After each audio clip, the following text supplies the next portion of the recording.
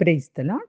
ప్రభువు పేరిట మరొక దినంలోకి మీకందరికీ వందనాలు. ఈ దినం పరిశుద్ధాత్మ దేవుడు మన కొరకు ఏర్పాటు చేసుకున్న వాక్య భాగం అపోస్తలుడైన పౌలు గారు తెస్సలోనికీయులకు రాసిన మొదటి పత్రిక 5వ అధ్యాయము 12-28 వచనాలు. మరియు సహోదరులారా, మీలో ప్రయాసపడుచు ప్రభువునందు మీకు పైవారై ఉండి మీకు బుద్ధి చెప్పు వారిని మన్నన చేసి, వారి పనిని బట్టి వారిని ప్రేమతో మిక్కిలి ఘనముగా ఎంచవలెనని వేడుకొనుచున్నాము. మరియు ఒకరితోనొకడు సమాధానంగా ఉండుడి. సహోదరులారా, మేము మీకు బోధించినదేమనగా అక్రమంగా నడుచుకుని వారికి బుద్ధి చెప్పుడి, ధైర్యం చెడిన వారిని ధైర్యపరచుడి, బలహీనులకు ఊతనీయుడి, అందరి ఎడల దీర్ఘశాంతం గలవారై ఉండుడి. ఎవడును కీడునకు ప్రతి కీడు ఎవనికైనను చేయకుండా చూచుకొనుడి.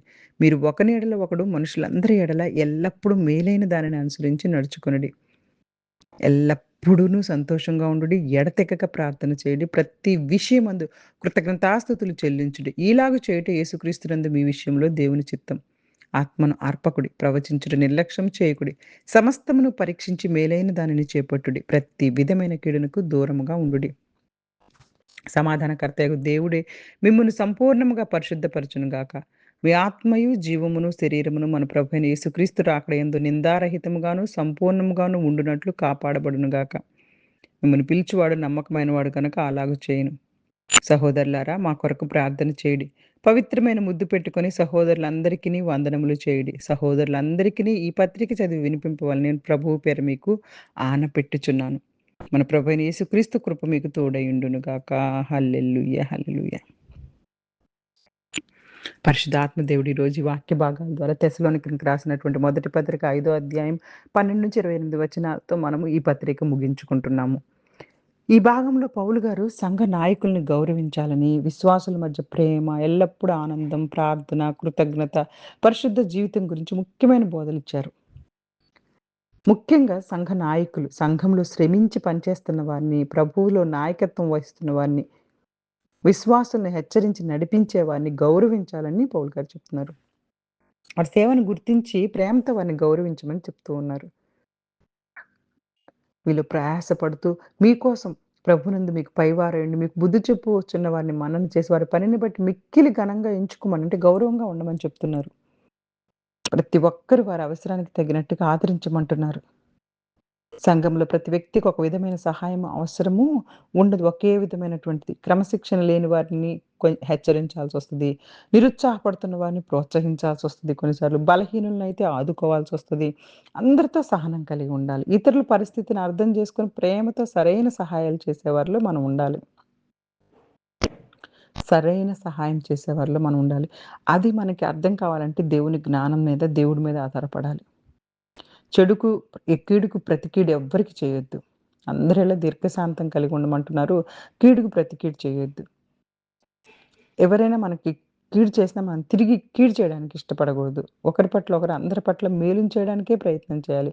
ప్రతీకారము, తీర్పులు ఇవన్నీ దేవునికి అప్పగించి మనం ప్రేమ మరియు మంచితనంతోనే స్పందించుకుంటూ వెళ్ళిపోవాలి.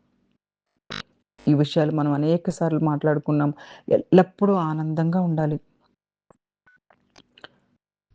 ఎల్లప్పుడూ సంతోషంగా ఎడతెగక ప్రార్థన చేసుకుంటూ కృతజ్ఞత కలిగిన ప్రతి విషయమందు కృతజ్ఞత ఎల్లప్పుడూ ఆనందిస్తూ ఎడతెగక ప్రార్థన చేస్తూ ప్రతి పరిస్థితిలో కృతజ్ఞతలు చెప్పే జీవితం క్రైస్తవ జీవితంగా ఉండాలి. అంటే అది మనకి మంచి జరిగినప్పుడు కృతజ్ఞత, మంచి జరగనప్పుడు కృతజ్ఞత కాదు. నీకు మంచి జరిగినా, జరగకపోయినా దేవుడు దేవుడే. దేవుని కార్యాలన్నీ కూడా ఆయన సమయంలో ఆయన మన జీవితాలకి ఏది మంచిదో అది చేస్తూనే ఉంటారు. మనల్ని సరిచేయాలనుకుంటే కొన్నిసార్లు శిక్షిస్తారు. మనకి మంచి మేలుకరంగా దేవునికి మహిమకరంగా ఉంటామనుకుంటే మేలులే చేస్తారు. కాబట్టి ప్రతి పరిస్థితి మంచిదే. మంచిది కాదు కానీ ప్రతి పరిస్థితిలో దేవునిపై నమ్మకము, కృతజ్ఞతతో బ్రతకడమే. ఇది యేసుక్రీస్తు ప్రభువారిలో దేవుని చిత్తం. పరిస్థితులు మారుతున్నా, చుట్టూ శ్రమలొస్తున్నా దేవునిపై మన విశ్వాసం మరియు ప్రార్థన మారకూడదు. పరిశుద్ధాత్మను అడ్డుకోకూడదు. పౌలు పరిశుద్ధాత్మ కార్యాన్ని నిర్లక్ష్యం చేయకూడదని చెప్తున్నారు. దేవుని వాక్యాన్ని తక్కువగా చూడకూడదు. ప్రతి విషయాన్ని పరిశీలించి మంచిదాన్ని పట్టుకొని చెడుకు దూరంగా ఉండాలి. ఆధ్యాత్మిక విషయాల్లో వివేచన అవసరం. ప్రతి విషయాన్ని దేవుని వాక్యంతో పరిశీలించుకుంటూ మంచి విషయాలను స్వీకరించాలి. దేవుడు సంపూర్ణంగా పరిశుద్ధపరచబడాలి. పౌలు గారు వారి కోసం అందమైన ప్రార్థన చేస్తున్నారు. సమాధానకర్త అయిన దేవుడు వారిని సంపూర్ణంగా పరిశుద్ధపరచాలని కోరుతున్నారు. వారి ఆత్మ, ప్రాణం, శరీరం ప్రభువైన యేసుక్రీస్తు రాకడ వరకు నింద లేని వారిగా ఉండాలని ప్రార్థిస్తున్నారు. ముఖ్యంగా ఈ పరిశుద్ధతను మన శక్తితో సాధించలేం. మనల్ని పిలిచిన దేవుడే, ఆయనే మనలో ఆ కార్యాన్ని పూర్తి చేస్తారు. సంపూర్ణంగా పరిశుద్ధపరచడానికి మనం దేవుని సహాయాన్ని పరిశుద్ధాత్మ సహాయాన్నే కోరుకోవాలి. దేవుడు మనల్ని పరిశుద్ధ జీవితానికి పిలిచాడు. మనం ఆయనకు లోబడితే ఆయన మన జీవితాలను మార్చి నడిపిస్తారు. పౌలు గారు తన కోసం మరియు తన సహచరుల కోసం కూడా ప్రార్థించమని విశ్వాసులను కోరుతున్నారు. దేవుని సేవ చేసే వారి కోసం మనం నిరంతరం ప్రార్థించాలి. వారికెన్నో అనేకమైనటువంటి విషయాలు వారు మదన పడుతూ ఉంటారు. వారందరి కొరకు మనం ప్రార్థించాలి. సహోదర ప్రేమ మరియు దేవుని వాక్యం, విశ్వాసులు ఒకరితో ఒకరు ప్రేమతో పలకరించుకోవాలని పౌలు గారు చెప్తున్నారు. అలాగే ఈ పత్రికను అందరు సహోదరులకు చదివి వినిపించమని ఆజ్ఞాపిస్తూ ఉన్నారు. మన ప్రభువైన యేసుక్రీస్తు వారి కృప మనందరికి తోడుండాలని. క్రైస్తవ జీవితానికి ఆరంభం నుండి ముగింపు వరకు దేవుని కృప ఎంతో అవసరం.